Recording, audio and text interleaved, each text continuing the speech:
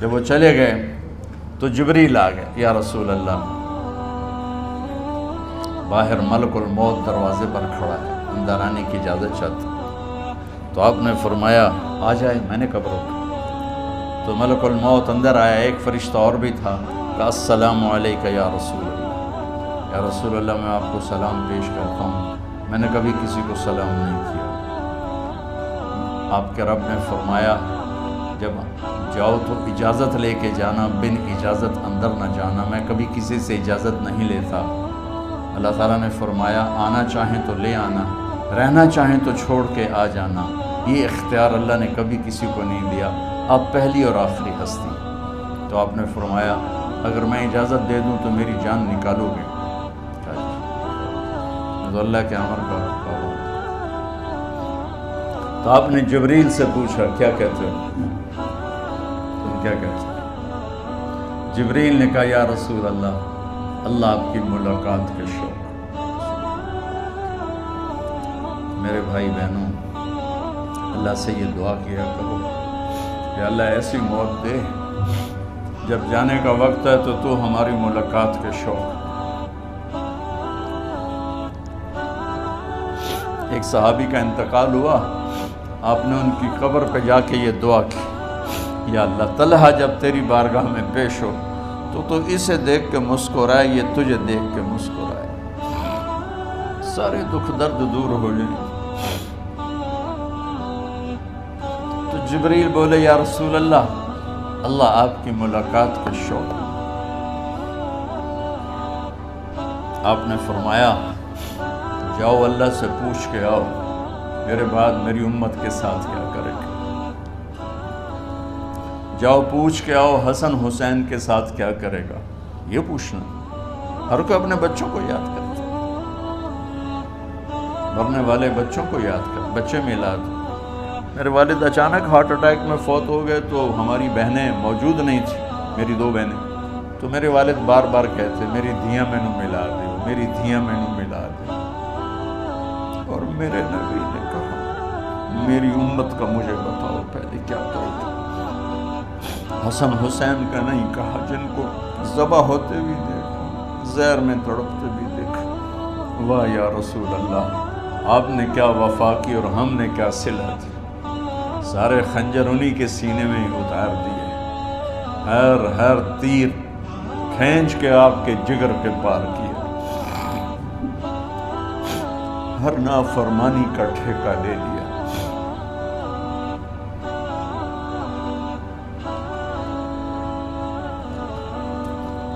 آؤ پوچھ کے آؤ میرے بعد میری امت کا کیا کرے گا۔ تو جبریل جا کر پیغام لائے کہ اللہ تعالیٰ فرما رہے ہیں ہم آپ کی امت کو تنہا نہیں چھوڑیں گے۔ میرے رب کی عزت کی قسم، خواتین و حضرات، میرے رب کی عزت کی قسم، میرے نبی یہ بات نہ اٹھاتے کوئی ہم میں خنزیر بنتا، کوئی بندر ہو جاتا، کوئی کتا ہو جاتا، کوئی سانپ بچھو بن جاتا، اس کملی والے پہ درود و سلام پڑھو جس نے اولاد کو پیچھے کر کے تمہیں اللہ سے مانگا۔ جب تک اللہ نے یہ نہیں کہا کہ آپ کی امت کے بارے میں راضی کر دوں گا، آپ نے فیصلہ نہیں کیا کہ چلو ملک الموت اللہ کی تقدیر کو پورا کر، اور جاتے ہوئے 2 نصیحتیں فرمائیں، وہ بھی بچوں کے لیے نہیں، بیویوں کے لیے نہیں، امت کے لیے۔ الصلاۃ وما ملکت ایمانکم، اے میری امت نماز نہ چھوڑنا،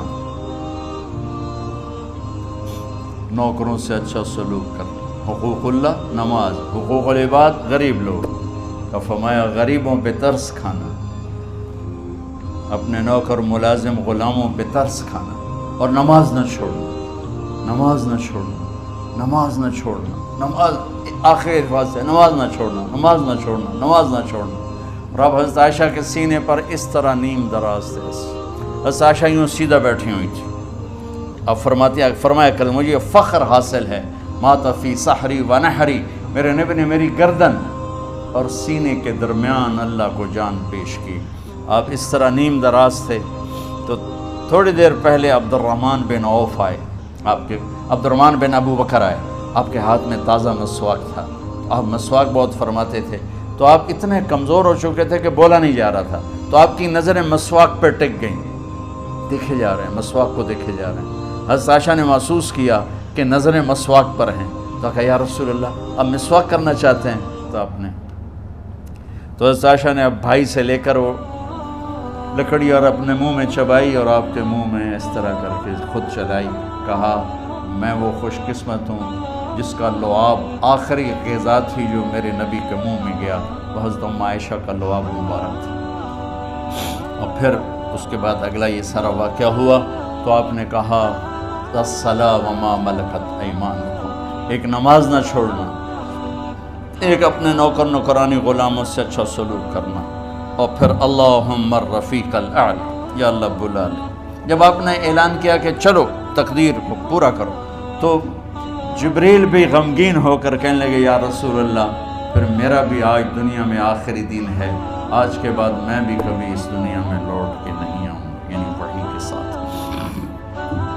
آپ کی آنکھیں بند ہوئیں، حضرت عائشہ رضی اللہ عنہ کی چیخ نکلی، تو ساری بیگمات دوڑی دوڑی آئیں، تو آپ کی منزل پوری ہو چکی تھی، تو آپ کو لٹایا گیا اور چادر ڈال دی گئی۔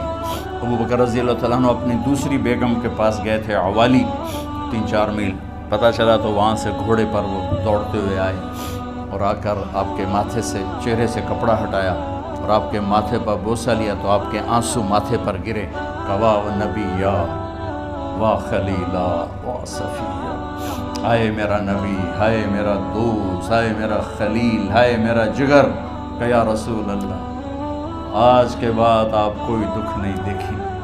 جب آپ درد سے بے قرار تھے اور بی بی فاطمہ رضی اللہ تعالیٰ عنہ ساتھ بیٹھی تھی، تو آپ کی بے قراری کو دیکھ کر وہ رونے لگی کہ ہائے میرے ابا کا درد، ہائے میرے ابا کا درد۔ تو میرے نبی نے کہا ما علی ابیک کرب بعد اليوم، بیٹی آج تیرے باپ کے دکھ کا آخری دن ہے، آج کے بعد کوئی دکھ نہیں دیکھیں گے۔ تو صدیق نے کہا آپ آج کے بعد کوئی دکھ نہیں دیکھیں گے۔ اب تشریف لے گئے مسجد میں، تو کوہرام مچا ہوا تھا، کچھ گمسم تھے، اور عمر رضی اللہ عنہ تلوار اٹھائے ہوئے تھے، جو کہے گا اللہ کا نبی فوت ہو گیا میں سر اڑا دوں گا، وہ فوت نہیں ہوئے، وہ اللہ کے پاس گئے۔ ایک جنونی کیفیت پیدا ہوگی، وہ واپس آئیں گے، سارے کفار سے جہاد کریں گے۔ تو ابو بکر ممبر پر آئے، کہا عمر بیٹھ جاؤ۔ عمر کہنے لگے نہیں بیٹھتا، انکار نہیں بیٹھتا، اور تلوار ایسے، سبحان اللہ، واہ صدیق واہ۔ آپ نے ممبر پہ کھڑے ہو کر، کیا سونے سے بھی لکھے جائیں تو کم ہے، قیمت اس سے زیادہ ہے۔ میرے صدیق نے کہا لوگو من کان یعبد محمدا فإن محمدا قد مات، جو محمد کی پوجا کرتے تھے تو آج محمد کو اللہ نے موت دی تھی۔ ومن کان یعبد اللہ فإن اللہ حی لا یموت، اور جو اللہ کی پوجا کرنے والے ہیں وہ یاد رکھو ان کا اللہ زندہ ہے، موت سے پاک۔ پھر آپ نے انک میت وانہم میتون، میرے محبوب آپ کو بھی موت آئے گی اور ان سب کو موت آئے گی۔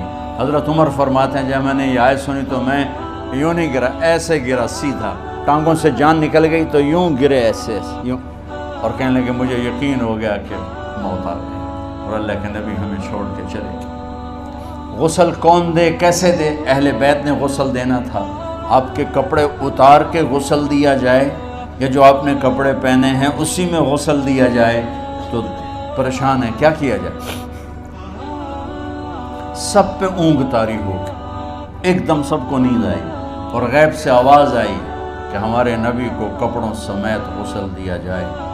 آپ کے بدن مبارک سے کپڑا نہیں اتارا، کوئی اتارے نہیں، تو اس آواز پر سارے بیدار ہوئے۔ تو حضرت عباس، فضل بن عباس، شقران آپ کے غلام، اور اسامہ بن زید اور علی بن ابی طالب آپ کو غسل دینے والے تھے۔ حضرت علی آپ پر پانی ڈال رہے تھے اور فضل بن عباس جسم کو مل رہے تھے، اور حضرت علی ساتھ ساتھ روتے ہوئے یا رسول اللہ آپ نے ہمیں صبر کا حکم دیا، اگر آپ ہمیں صبر کا نہ کہتے تو آج ہم دنیا کو رو کے دکھاتے، اور آج ہم دنیا کو اپنا غم دکھاتے کہ کس طرح غم کیا جاتا ہے۔ اور یا رسول اللہ آپ کے جانے پر وہ نقصان ہے جو قیامت تک نہ پہلے ہوا نہ بعد میں ہوگا کہ آپ کے بعد نبوت کا دروازہ بند ہو گیا۔ اس طرح پانی بھی ڈال رہے تھے اور روتے بھی جا رہے تھے، اور فضل بن عباس وہ آپ کے پہلو بدل کر ہاتھ مل رہے تھے، ہاتھوں سے مل رہے تھے۔ قبر کے کھودنے کا وقت آیا تو وہ لحد ہوتی ہے، کھڈا کھود کے پھر سائیڈ میں کھڈا کھودا جاتا ہے، اور ایک ہوتا اسٹریٹ جیسے ہمارے یہاں ڈال کے اوپر وہ سلیب ڈال دیتے ہیں، تو کیسے بنائی جائے؟ تو ابو طلحہ رضی اللہ تعالیٰ عنہ قبر بناتے تھے وہ والی لحد والی، تو فرمایا جو پہلے آ جائے گا نا وہی قبر تیار کر۔ تو ابو طلحہ پہلے آ گئے تو لحد والی قبر تیار کی گئی، اور آپ کے کفن دینے کے بعد وہی وہ سب چلے گئے۔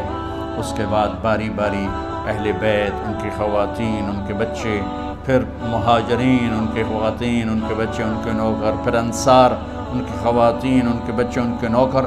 تو پیر اور منگل یہ 2 دن سارے گزر گئے، اور منگل کو عشاء کے بعد جا کر یعنی بدھ کی رات آپ کی تدفین کا وقت آیا۔ تو جب آپ کو قبر میں اتار دیا گیا تو مغیرہ بن شعبہ رضی اللہ عنہ کھڑے تھے، انہوں نے اپنی انگوٹھی اتار کے اندر پھینک لحد۔ تو پھر کہنے لگے علی کہ میری انگوٹھی نیچے گر گئی ہے، اٹھا لوں؟ ایک بہانہ کیا نبی کو بوسہ لینے کا، انگوٹھی پھینک کر فرمانے لگے علی وہ میری انگوٹھی گر گئی ہے، اٹھا لوں؟ سب دیکھ رہے تھے کہ پڑی ہوئی کہاں اٹھا لوں؟ تو انگوٹھی کیا اٹھانی تھی، نیچے جا کر اللہ کے نبی کو لپٹ کے اور دھاڑ دھاڑ رونا شروع کیا، سب صحابہ کی چیخیں نکال دی۔ انگوٹھی تو ایک بہانہ ہی تھا، آخری شخص جس کا جسم نبی کے جسم سے ٹچ ہوا وہ مغیرہ بن شعبہ ہے۔ تو پھر سب نے شور مچایا کہ باہر نکالو، باہر نکالو، باہر نکلو، باہر نکلے۔ تو اینٹیں لگائی گئیں، پھر مٹی ڈالی گئی۔ تو جب واپسی ہوئی تو حضرت انس گزرے تو حضرت فاطمہ کھڑی تھی، طابت نفوسکم ان حسیتم علی رسول اللہ التراب۔ انس کس جگر کے ساتھ تم نے نبی کو مٹی میں چھپا دیا، کس جگر کے ساتھ تم نے نبی کو مٹی میں چھپا دیا؟ اللہ سے ملا دے۔ قبر دیکھنے کو خوفناک ہے، اگر اللہ راضی ہے، جب کبھی قبر سے ڈر لگتا ہے، بہت ہی لگتا ہے، تو خیال آتا ہے اگر اللہ راضی ہے پھر تو مسئلہ ہی کوئی نہیں ہے، چونکہ اللہ نے اپنے محبوب کو بھی قبر میں اتارا، یہ نہیں کہا کہ ایک خوبصورت بیڈ روم بنا کے اس میں لٹا دو، کہا قبر میں اتارو۔ اگر اللہ راضی ہے تو مرنے والی ہو یا مرنے والا ہو تو مزے ہی مزے ہیں۔ یہ سارے دعا کرو کہ جب ہم دنیا سے جا رہے ہوں اللہ ہم پہ خوش ہو، اللہ ہم سے راضی ہو۔